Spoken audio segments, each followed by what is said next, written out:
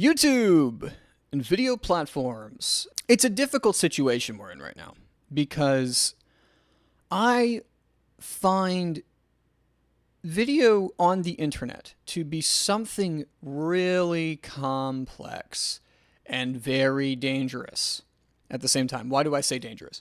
YouTube as a platform, as well as other commercial platforms, suffer from toxic incentives, being they are corporations. Those corporations, their entire thing, and these are publicly traded organizations, they are trying to maximize their profits and returns to their shareholders, which there's a really fascinating case back in the day. I don't remember the case number. It was Ford v. maybe Chrysler or someone, but there were some shareholders of Ford that sued Ford, the CEO, and the company, or it was the company, something like that, basically saying you are obligated legally to maximize the return to your shareholders. That's what you are required to do. And so in the United States, there is a legal precedent that basically says that companies are legally required to maximize profit. Now, if we were not to have that, would that solve the problem? No, it wouldn't. The Gilded Age was already a thing and it was going on, but I just find that an interesting tidbit. But long and short of it, with these platforms, YouTube, Twitch, etc., there's so much good. It's the communities, right? And there's a lot of wonderful things that have been able to happen. I've been enriched by it in many ways, but I've also been addicted by it. I have an addictive personality, and I've even up until now, I have problems with my internet usage, particularly video sites like YouTube. And I really don't like the state of things. Do I have an answer to that question? I don't think it exists yet.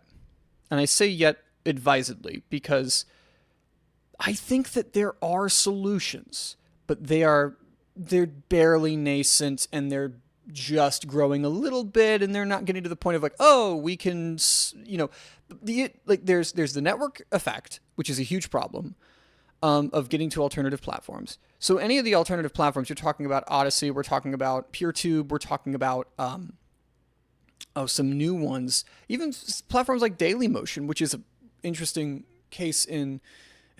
It's been around for ages and it's just kind of existed. It's a French based company that runs it, but it is still structurally the same. There's a couple of really tiny platforms I've heard some other people talk about recently, like Vanillo, and I've looked into it, and it's a cool site. You know, some folks in Florida started it a few years back, and it's a super, super tiny platform. But I like the fact that people are trying. Problem is, there are a set of problems in each system that need to be addressed. I don't think that the answer to YouTube is another company starting another YouTube, because you're creating another centralized platform, and these kinds of things are naturally monopolizing. It's the issue we see with your Twitters and with most social media platforms, where the network effect. This is the principal thing. It's the network effect plus money, which allows for fast expansion and allows for these things to get very trendy and very quick. And in the age of the internet, that means everything. A combination of those two things has made it such that if a new platform comes up, I'm going to use Odyssey as the example. I have my thoughts about Odyssey. The crypto's gross.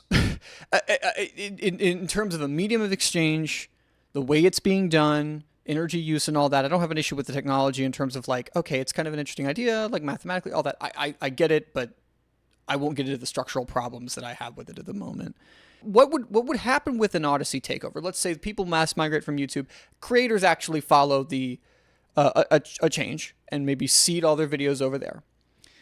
And whether it's Odyssey or Vanilla or anyone else, you have a company who is for profit, more than likely in this case, and that you're going to run into the same problems because this has to be. We can't paywall it in the way that, say, an Odyssey does. And Odyssey's great, and I'm not super wealthy, but it'd be nice to be able to, have access to to be able to pay for something like Odyssey. And Odyssey, it's owned by its creators. I wish they were more transparent about their ownership structure, but I generally like it better than YouTube.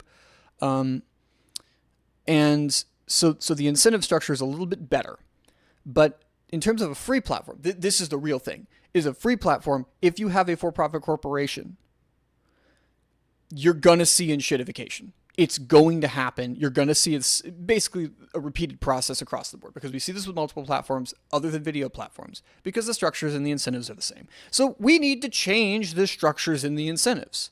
So how do we change the structure and the incentive? Now, a couple of interesting things have popped up in response to this, but they have their own problems, and I'll talk about them, and maybe there's some solutions we can come up with, but they don't exist yet. PeerTube is, to my mind, from some perspectives, I love it, because it is free open source software. It is based on it is based on a web standard, the ActivityPub protocol. So I have a Mastodon account, and I can follow someone on PeerTube from my Mastodon account, which is kind of nice. So functionally, it's email, essentially, but for social media. And I like this a lot. I like this idea a lot. For those of you who don't know, what's this decentralized federation thing? How does PeerTube work? So PeerTube is a lot like Mastodon. It's part of this protocol called the ActivityPub protocol, as I mentioned. And what it does is say, kind of like your cell phone, right? If I want to call someone and they're on a different carrier, doesn't matter. I just go to the phone number. If I want to email someone and they use a different service than me, I just do, like, for example, I use proton.me. And if I can email someone on Gmail by just doing @gmail.com, it's part of an email address. A username, so you could pick a service.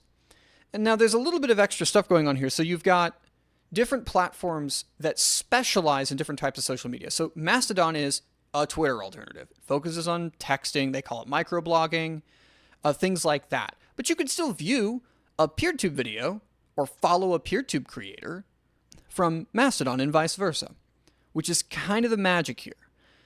You can also, another thing that they've figured out how to do is say, I don't like this site that I'm using is doing some crummy stuff. I want to switch to somebody else. You can do that. It's built into the system where you are completely free to just switch to another service if you so choose. Now, the reason I think it solves a lot of these problems is that it gets rid of that network effect problem of, for example, if I have friends on Snapchat or on Instagram or on whatever other platform, and I have a lot of friends who are like this. It's like, yeah, I really don't love Instagram. Not a lot of people I know do, but it's like everyone I know would have to move over at the same time. And it's just a lot to ask. It is the network effect, keeping people locked in one platform. So having an open standard and forcing it in some sense, where if it becomes popular enough, it's not, if it were to, and be easy to use, that's the problem I'm about to talk about, then that is an answer. Are we there yet? No. But we should strive to get to something, maybe not necessarily this, but something like that. Here's the concern. As with many open source projects, and this is not as true with all of them, by the way. For example, if you are a YouTuber or you have produced any kind of videos on the internet, I'm using it right now, you use open broadcast software, OBS. That's free open source software. It's easy to use. It's better than the proprietary options in many ways, although XSplit's a great piece of software too. And it's not an issue. Free open source software can be amazing. Often it's not. And here's a great example of that. And in this particular case, if I want to sign up for a YouTube account, or I want to just browse YouTube, I go to youtube.com and I browse YouTube. If I want to go to PeerTube and I want to browse PeerTube videos, you have to go to an instance. You have to and every instance has different rules, which is understandable for a decentralized network. And it is something that if you want an easy experience, you don't have that. You don't have something that's easy to onboard. And so what needs to happen is PeerTube has to be easier than YouTube, or as easy as YouTube to get to. It has to be like a peertube.com, or it needs to be an app on your phone, which they're developing an app on their phone. And I think their app on their phone is easier to use than what they have on the internet.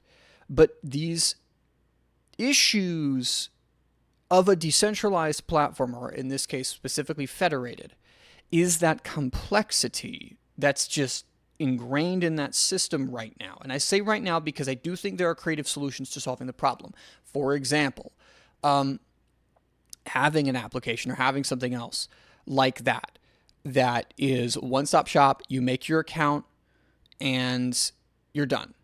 And the account is, maybe you choose an instance, but it defaults to one that a lot of people are good with, depending on maybe your location. Maybe there's like location-based instances that are run by folks, like someone in like, you know, the Deep South, or someone in Canada, or someone in Uzbekistan, and wherever else.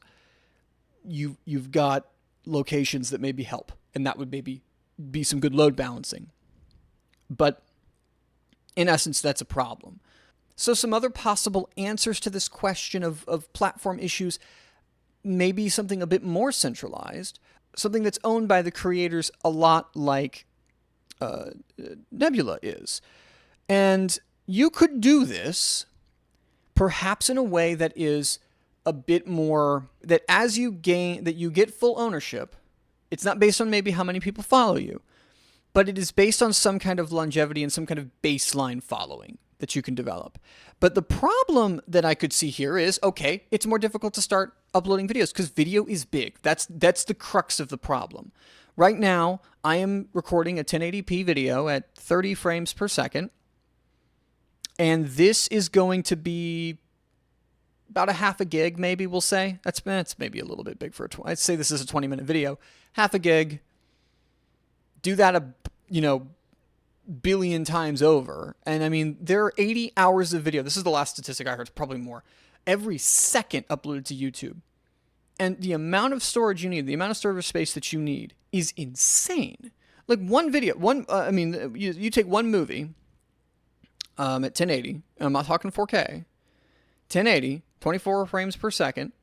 That's going to be, on a Blu-ray, uncompressed, it's 30 gigs. You can compress it down to about 5 with the best codecs and not lose a tremendous amount of data. You'll lose some data, but it'll look okay. It'll look serviceable. I don't know if it looks perfect or not, but that is so much storage, and you have to have the bandwidth and all these things. And this is really why video platforms tend to be so centralized and need to be very heavily monetized in some way, shape, or form. And that's the crux of the issue.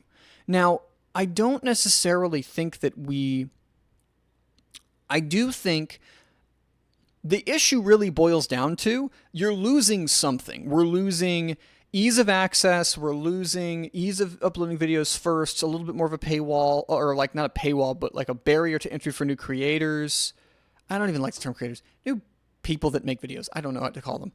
And it's something that I find so difficult of a problem. So this is more, I guess this video is more of just a talking about the environment and the playing field and saying, well, here's what I've found. I mean, what do we ideally want? How do we solve? Maybe there are ways we could solve the problems with PeerTube, make it more accessible. And I haven't even talked about in depth the issues with hosting on these platforms, because these are not run by companies that get a lot of, if any, often they're run by individuals.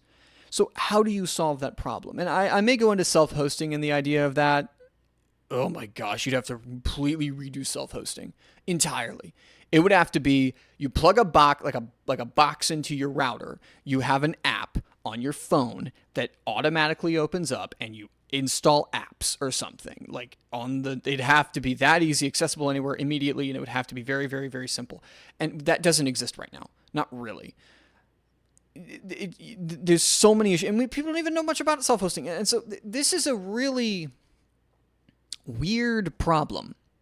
It's a weird problem. And I'm not saying my solutions are necessarily the best ones or the right one, or whatever that may be. I'm possibly missing some stuff here. But I think that there are real serious changes that need to happen. And I don't think that YouTube is the future long term. I mean 10 years out plus of the future of online video and of this kind of thing. It's going to change. It's going to have to change. This is not sustainable. With the recent release of the AI verification stuff, I find it unconscionable. I think it is an invasion of privacy. I think it is absolutely unequivocally a violation of human rights and of human dignity. And to me, and it's not about the kids. It never was about the kids. It's always, at the end of the day, it is a way to control information in a sense of getting your information and being able to use it. Now, will this immediately, instantaneously be awful and cause people problems? No, but it's going to get worse. It's going to cause more problems as time goes on, and surveillance, like we're have been progressively getting into a worse surveillance state, and I don't want to get too much into politics, though I'm not afraid of doing it. The issue is this stuff's going too far. And when you combine that with other issues on the platform, and I could talk about other issues on the platform, even though I'm not someone who tends to, I don't know. I don't see myself as I have a responsibility to talk about those things in an informed way, and to be very clear and principled about it. So I need to be careful with what I say. So I definitely think that we need to seriously reconsider how video happens on the internet. So I'm going to try my best to make sure that, like, I'm trying stuff, like trying PeerTube, trying other platforms, and linking to them in the videos to say, hey, if you want to watch ad-free, go over to this platform. I do this as a hobby. This is not a thing I'm doing professionally. But I think it's something important. And I mean, I'll probably talk about some other things that maybe relates to some things I might do professionally, like science communication and things like that, which is, that's so important. That's so important. Science communication. So anyways, folks, all right. Really appreciate y'all watching. I'll catch you in the next one.